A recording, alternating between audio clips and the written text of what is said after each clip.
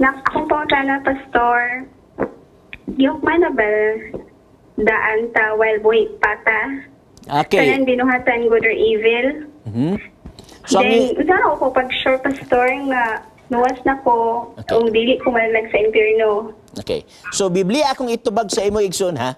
Ingani igsoon, sa panahon nga imong gidawat si Kristo, ingon nga personal nga mangluluwas. Okay? Og ikaw, mituo kaniya, Juan Kapitulo 1, versikulo 12 nag-ingon, sa tanan nga mutuog, sa tanan nga modawat, siya mahimong anak sa Dios. Mo nag-ingon sa Juan 1:12, sa tanang mutuo, sa tanang modawat, mahimo siyang anak sa Dios. Now, sa diyang mahimo na kang anak sa Dios, tunglohon pa ba ka?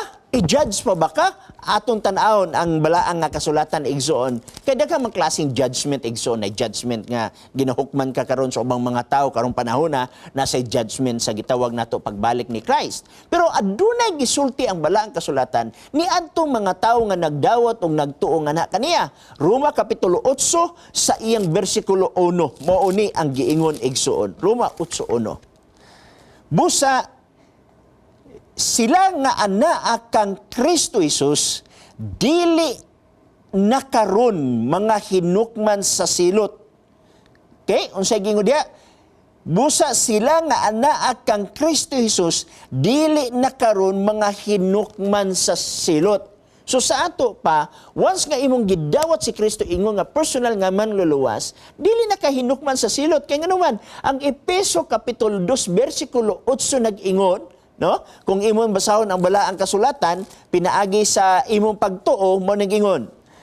Kay tungod sa grasya kamo na nga luwas pinaagi sa pagtuo og kinidili sa inyong kaugalingong kahimuan. Meaning to say, naluwas na ka sa imong gitawag nato igsoon pinaagi sa grasya. Sumunang gitawag igsoon sa mga theologian og justification by faith.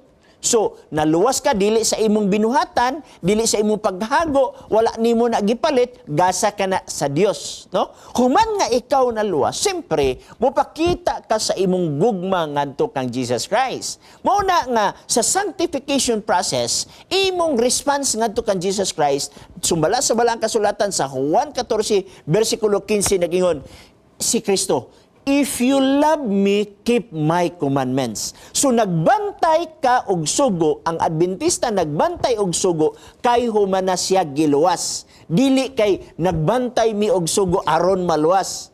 Nagbantay ka og sugo kay humana ikaw naluwas. Mao na gitawag og sanctification igsoon, pagkinabuhi nga balaan diha kang Kristo, relasyon sa amahan og sa anak ang nahitabo kang kanato og sa kang Jesus Christ. Pero tinuod, while it is true nga kita dili na pagahukman tungod kay naata diha kang Kristo, na ay gitawag gihapon natong judgment day igsoon. Og kana nga judgment day, dili sad nato malikayan kay naaman sa balaang kasulatan, pero dili ta angay mabalaka kay nga naman naaman ta diha kang Kristo. Okay, aton tan-agon igsoon ang Santiago Kapitulo 2 sa iyang bersikulo 12 nag-ingon diri ang mao nga balaan nga kasulatan.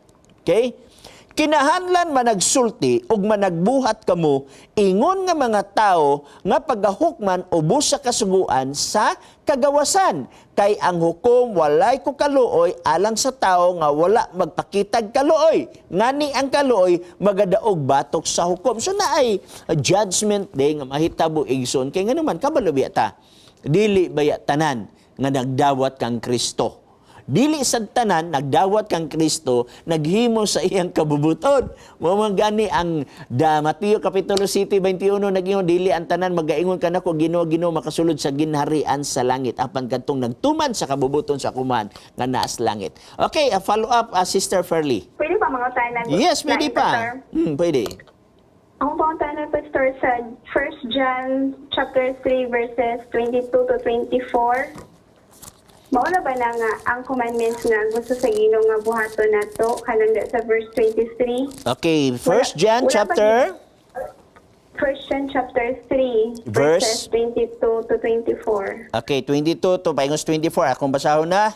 O gikan kaniya magadawat kita sa bisan unsa nga atong pangayoon kay kita magabantay man sa iyang mga sugo og nagabuhat sa makapahimuot kaniya, og ang iyang sugo mao kini nga kinahanglan magasalig kita sa ngalan sa iyang anak nga si Kristo, og maghigugmaay kita ang usa og usa sumala sa iyang gisugo kanato. Ang tanan nga nagabantay sa iyang mga sugo nagapabilin diha sa kanila, no? So tinuod ka na igsuon kay kaning word nga sugo igsuon gikan na siya sa Griego nga word nga nomos. It is a general law. Pwede ma-refer igsuon sa gitawag natog ceremonial law, depende sa context. Pwede sad ma-refer sa gitawag natog moral law or Ten Commandments, depende siya sa context. Pero kaning word nga gisgutan dinhi nga mga kasuguan igsuon, mahitungod kini sa gitawag nato og kabubuton ngadto kang Jesus Christ. Maapil na niini ang kasuguan sa Dios. Okay? Balik kanimo igsuon sa imong basing napabakay uban nga mga pangutana. Wala ba na siya gi-summarize as two commandments sa pasukanan sa verse 23? Okay, arita sa gitawag og 1 John, no? 1 John verse 23, 3:23 imong ignon. Okay, nagingon diri ang 3:23. Okay? Og ang iyang sugo mao kini nga kinahanglan magasalig kita kang Kristo og maghigugmaay kita ang usa og usa. Unsa may imong pangutana ani igsuon mahitungod niini nga butanga? Kaning gaignon nimo nga gitawag na tog sugo? Oh, wala ba na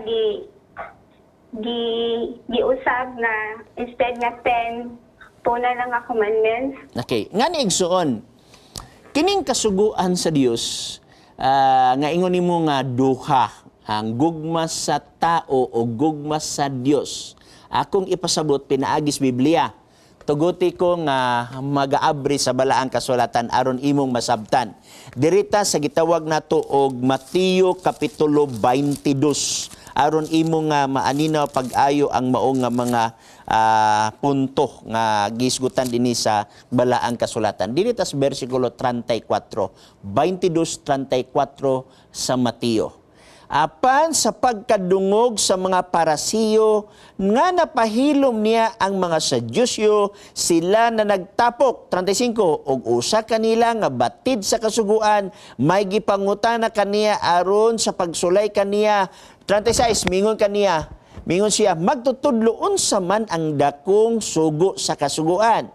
Og si Jesus mingon kaniya, higugmaa ang Ginoo nga imong Dios sa tibuok mong kasing-kasing og sa tibuok mong kalag og sa tibuok mong salabutan. Mao kana ang dako og unang sugo. 39. Og ang ikaduha sulusama ra nga mao kini, higugmaon ang imong silingan sama sa imong kaugalingon. So, 40. Niining duha ka mga sugo nagasukad ang tibuok nga kasuguan ug ang mga propeta. So sa ato pa, katong mga kasuguan sa dantogon ug sa propeta diha nagasugod. Sa at meaning to so imong masummarize na atong tanaw na example, mudagi kang Mateo mudagan ta sa gitawag natong kang Santiago. Santiago kapitulo kang Pablo, Roma kapitulo 13. Okay? Dagan ta sa Roma 13. Okay. Aron masabtan nato, muhatag-tag mga bersikulo. 13 ayaw ka mo pag-utang o bisan ayaw ka mo pag-utang o bisan unsa kang bisan kinsa gawas sa paghigugmaay ang usa ug usa kay ang nahigugma sa iyang silingan nakatuman sa kasuguan. So, ang gugma day igsuon, kung magtuman ka sa napulo ka sugo, kay kana napulo ka sugo, nabahin man as duha. Ang permirong sugo, ngadto sa iyo, ikaupat, sugo na nato ngadto sa Ginoo. Di ka magbaton og Dios. So, kung nahigugma ka sa Dios, ayaw pagbaton. Di ka magkulit, o dili nimo iyukbo imong kaugalingon. So, kung nahigugma ka, ayaw paghimo niya na. Dili mo ibutang ang ngalan sa Dios sa pasipala. So, kung nahigugma ka sa Dios, ayaw siya pasipalae. O ang ikaupat, hinumduman mo ang adlaw yung pagpahulay sa pagbalaan niini. Kung nahigugma ka, magpahulay ka. Muna, na ang atong gugma ngadto kang Jesus Christ. Now, kung gugma sa tao miyong dili ka magpatay, kung nahigugma ka sa imong isig kato, di nimo siya kawatan, di nimo siya patyon, dili ka magsaksig bakak, ug mao ning giingon sa Balang Kasulatan. Tiwason ko sa pagbasa. Ayaw ka mo pag-utang o bisan unsa, kang bisan kinsa, gawas sa paghigugmaay ang usa sa usa, kay ang nahigugma sa iyang silingan nakatuman sa kasuguan.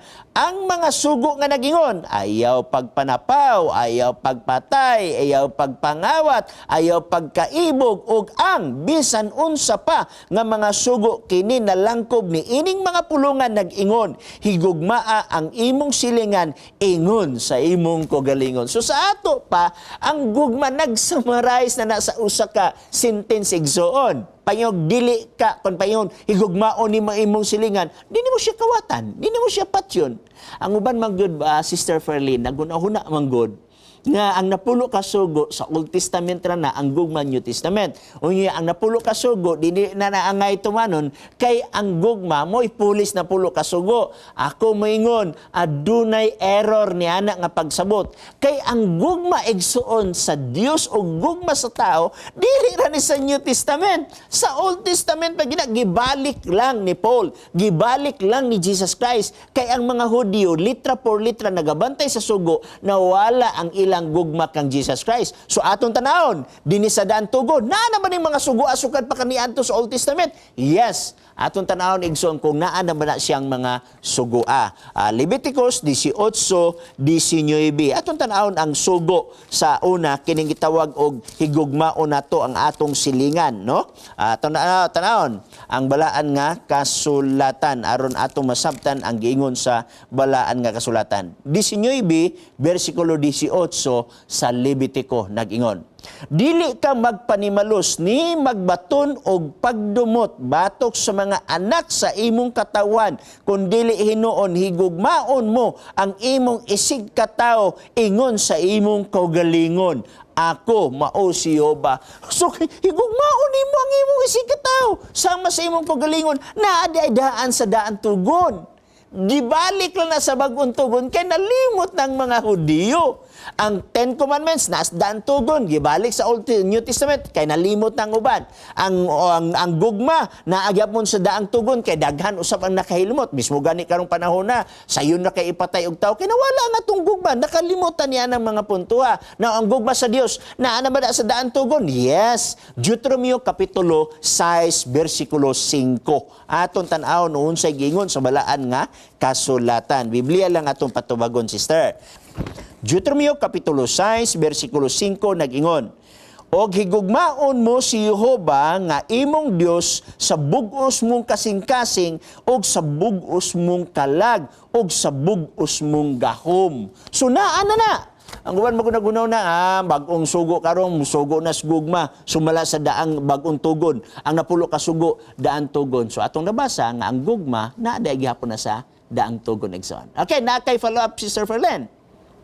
Amen, Pastor. Salamat kayo sa kaalam. Salamat usab Sister Ferlin. Okay? God bless, Pastor.